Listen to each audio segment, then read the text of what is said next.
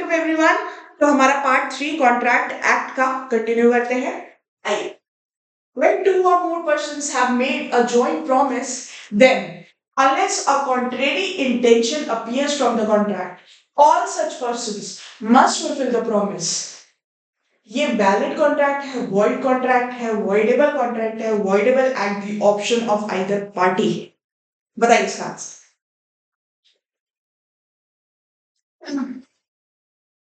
और इसके अंदर एक अच्छा खासा कॉन्सेप्ट है। करेक्ट आंसर आपका वैलिड कॉन्ट्रैक्ट है। सेक्शन 42 बात करता है हमारी जॉइंट लाइबिलिटी की।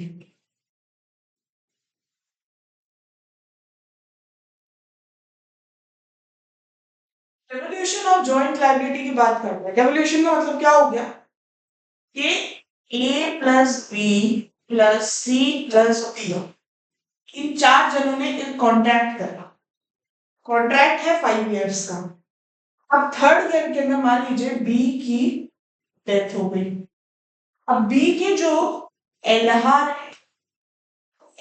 आएंगे और वो जॉइंटली इस कॉन्ट्रैक्ट को कंप्लीट करेंगे।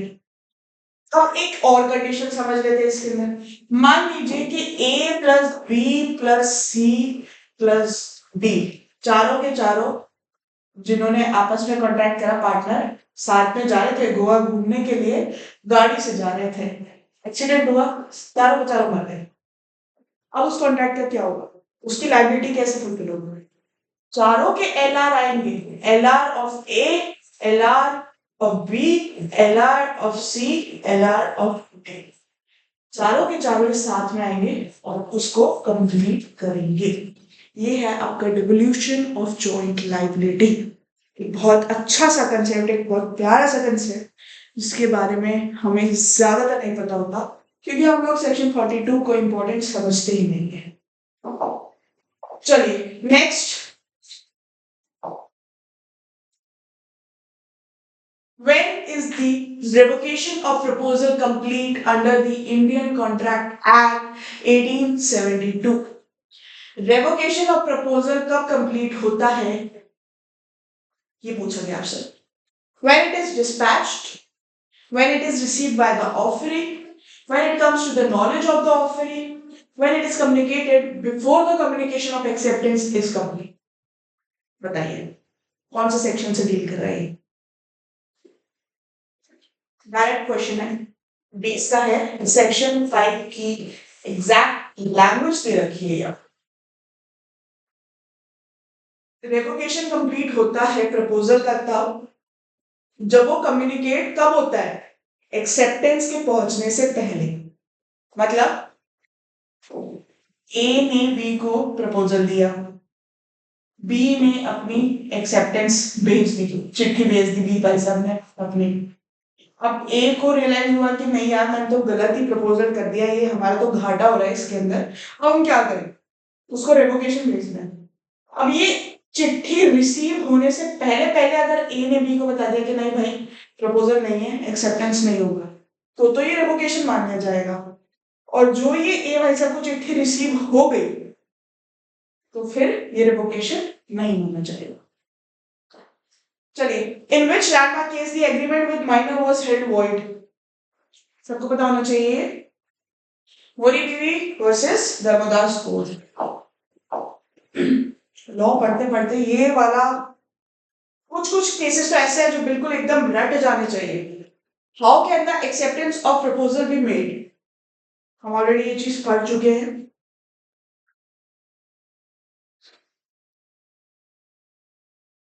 By performing conditions or receiving consideration. Section question 25. When the valid offer will be formed in the case of a general offer. अब जनरल ऑफर के केस में हम लोग ये कब मानेंगे कि एक वैलिड ऑफर बनाया गया है, बताइए।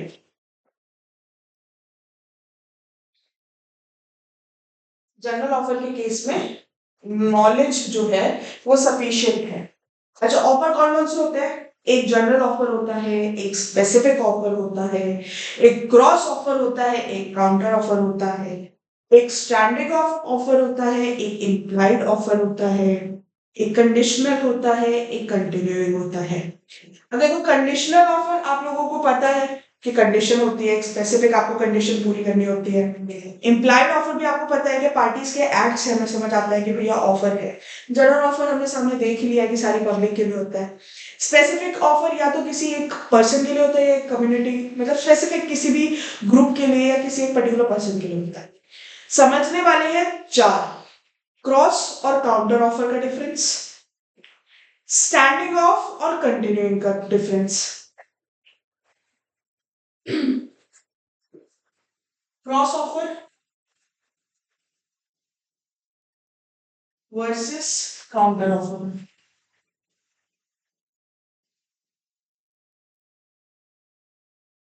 इस कंसेप्ट को समझ लेते हैं एक बार।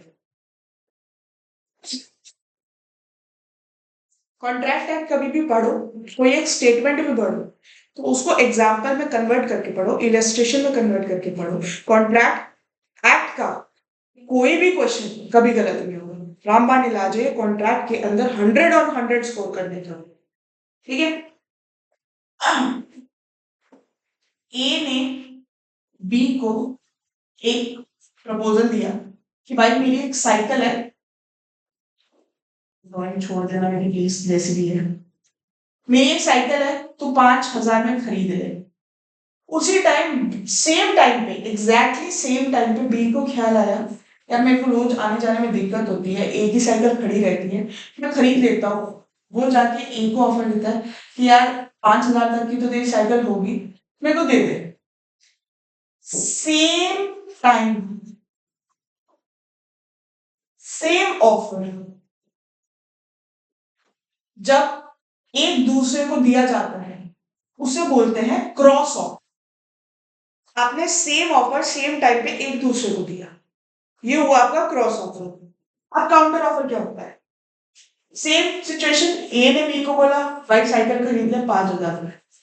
बी को लगा यार सही बात है, रोज बस का खर्चा भी मेरे को देना ही पड़ता है, ले लेता हूं। लेकिन वो क्या कहता है बी को, बी ए को क्या कहता है कि नहीं यार 5 तो मेरे पास नहीं है, मैं तेरे को 4,000 रुपए दे सकता हूँ, तो 4,000 में देना है तो दे। तो यहाँ पे क्या हुआ, जो आपका ओजी ओरिजिनल ऑफर होता है उसके अंदर जब आप कुछ मॉडिफिकेशन करके, उसकी जो टर्म्स और कंडीशंस है उसके अंदर कुछ मॉडिफिकेशन करके आप एक और एक नया प्रपोजल सामने रखते हो, उसको हम लोग कहते हैं काउंटर ऑफर। इतना क्लियर हुआ क्रॉस ऑफर और काउंटर ऑफर?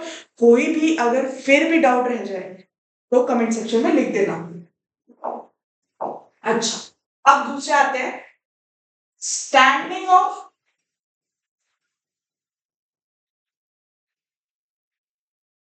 और कंटिन्यूइंग।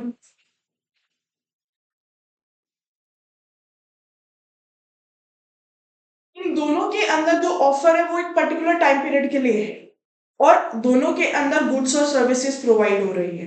ये तो इन दोनों की सिमिलैरिटी है। अब डिफरेंस क्या है? स्टैंडिंग ऑफ ऑफर जो होता है वो एक लिमिटेड टाइम पीरियड के लिए होता है, लिमिटेड टाइम पीरियड। जैसे कि हमारी न्यू ईयर की सेल लगती है, क्रिसमस की सेल लगती है, दिवाली की सेल लगती है कि जी 10 दिन की सेल है, इतने में जितना लूटना है लूट लो वरना एमआरपी पे खरीदना पड़ेगा। कंटिन्यूइंग ऑफर स्पेसिफिकली सर्विसेज से डील करता है, लेकिन this is for longer period of time. ठीक है। और longer period of time continuing offer को समझने का मतलब, आप डायरेक्टली ये समझिए जो आप अपनी इलेक्ट्रिसिटी और वाटर की सर्विसेज लेते हैं गवर्नमेंट से, वो कितने सालों से ले रहे हैं और कितने सालों तक और चलता रहेगा। जिस दिन गवर्नमेंट ने कह दिया कि भैया हम बिजली नहीं दे सकते तो प्राइवेट हो गया, जो कि हो सकता है हो जाए आने वाले टाइम में, कोई बड़ी बात नहीं है। बट जिस दिन गवर्नमेंट ने कह दिया that electricity is not our forte and this offer does not stand, वहां पे वो ऑफर जो है वो खत्म हो जाएगा। लेकिन उसको हम कंटिन्यूइंग ऑफर कहेंगे क्योंकि वो पता नहीं कब से चल रहा है और वो पता नहीं कब तक चलेगा। मतलब एक लिमिट नहीं है, फुल स्टॉप नहीं है। कंटिन्यूइंग ऑफर का ये नहीं पता कि वो टर्मिनेट किस दिन होगा। वो आज हो सकता है, वो आज से 100 साल बाद भी हो सकता है। स्टैंडिंग ऑफ ऑफर का हमें पता होता है कि इतने टाइम पीरियड के अंदर ये खत्म हो ही जाएगा। आई होप ये दोनों डिफरेंसेस आपको समझ आ गए। कंसेप्ट्स को समझना बहुत जरूरी होता है, इनके लिए मैं टाइम जरूर लेती हूँ, बट सिर्फ इसीलिए लिया जाता है इनके लिए टाइम कि यूजीसी के क्वेश्चंस बन रहे हैं या तो केस बेस्ड या फिर आपके एग्जाम्पल, इलस्ट्रेशन, इंटरप्रिटेशन बेस्ड। अब इंटरप्रिटेशन, इलस्ट्रेशन आप कब समझ पाओगे? जब आपको कंसेप्ट क्लियर होगा। फर्क नहीं पड़ता कि आपको सेक्शन याद है कि नहीं है, कुछ सब्जेक्ट में वो भी फर्क पड़ता है, बट इतना नहीं।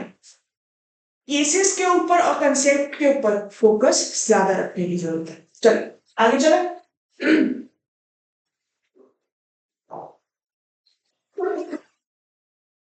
Competency of the parties to the contract is enshrined under the Indian Contract Act 1872 includes which aspect? बताइए कौन से एस्पेक्ट्स को इंक्लूड करते हैं कॉम्पिटेंसी ऑफ पार्टी को लेके। साथ साथ कर लेते हैं इसको। एज ऑफ पार्टीज जी बिल्कुल होनी चाहिए, मेजर होनी चाहिए पार्टीज, माइनर के लिए हमने अभी पढ़ा।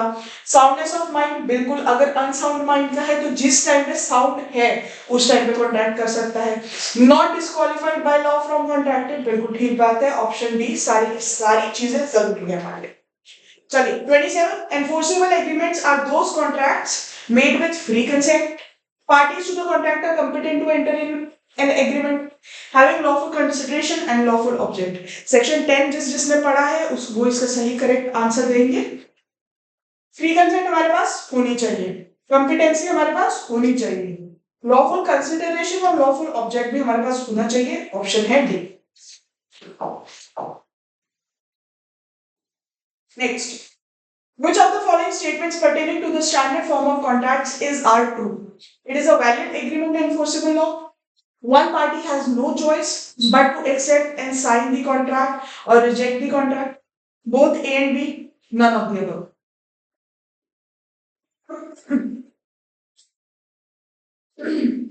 स्टैंडर्ड फॉर्म ऑफ कॉन्ट्रैक्ट को लेके कौन सी स्टेटमेंट जो है वो सही है? It is a valid agreement enforceable by law. One party has no choice but to accept and sign the contract or reject the contract. Both A and B.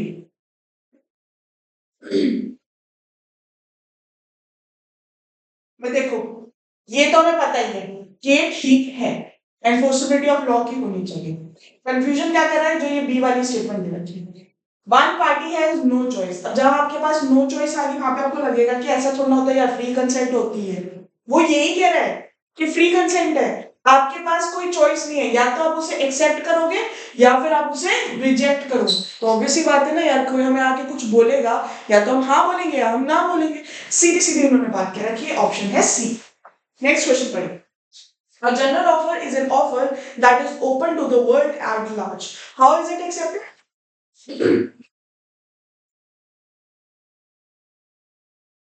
By sending a communication of acceptance, by complying with conditions of the offer, by tendering himself to comply with the conditions of the offer, none of the above. किसकी बात कर रहा है? General offer की। जब general offer हमारे पास होता है आप उसकी कंडीशंस को एक्सेप्ट कर लीजिए और वो ऑफर एक्सेप्ट हो जाना है। लास्ट क्वेश्चन हमारा, dash is absolute and capable of converting an agreement into a contract.